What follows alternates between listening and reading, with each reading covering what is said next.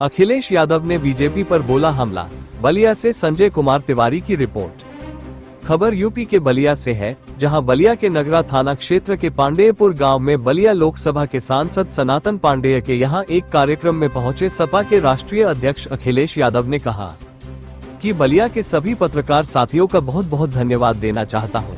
इधर बलिया से बहुत बड़ी खबर निकली थी कि बलिया में तेल निकला है और उसकी रिसर्च हो रही है। सरकार की ओएनजीसी कंपनियां हैं, वो भी इस दिशा में काम कर रही है। यहाँ बड़े पैमाने पर तेल का भंडारण है और भारत की अर्थव्यवस्था को बेहतर करेगा।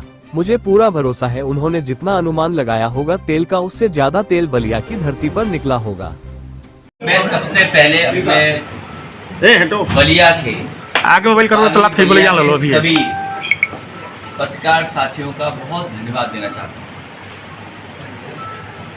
मैं आज जिस परिवार में आया हूँ, हमारे पार्टी से, समाजवादी सोच से और कार्यक्रमों से और नेताजी से एक पारिवारिक रिश्ता हमेशा बना रहा है।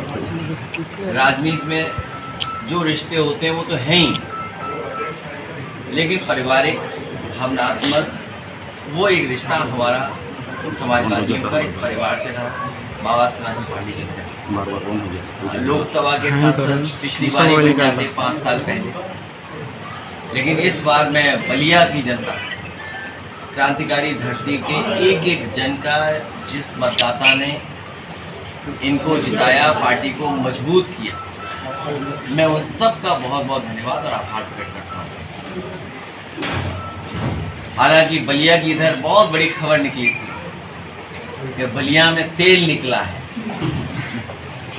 बलिया में तेल निकला है, उसकी रिसर्च हो रही है।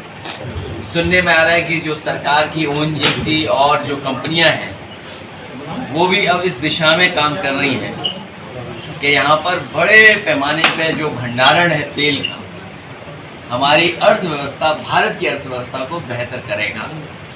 मुझे पूरा भरोसा है कि जितना उन्होंने अनुमान लगाया होगा तेल का, उससे ज़्यादा तेल बलिया की धरती पर निकलेगा। ये वही धरती है जहाँ क्रांतिकारियों को जन्म दिया।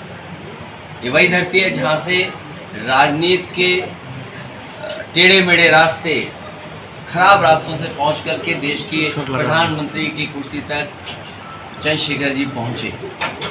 ये वही धरती है जो हम और आप लोग समय समय पर जब कभी बागी बलिया कहते हैं तो याद करते हैं यहाँ के क्रांतिकारियों को, जिन्होंने आज़ादी दिलाई देश की और कोई परवाह नहीं की अपने जान और प्राण की। उन सभी क्रांतिकारियों को भी याद करता हूँ मैं। नाम बहुत हैं,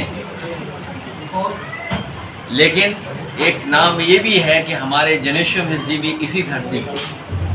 और आज जो लखनऊ में पार्क है, या जो समाजवादियों ने एक शहरी आवास में जो बनाया है पार्क, शायद इतना उन आंदोलनों से निकले हैं, उन आंदोलनों में नेताओं के साथ काम किया है।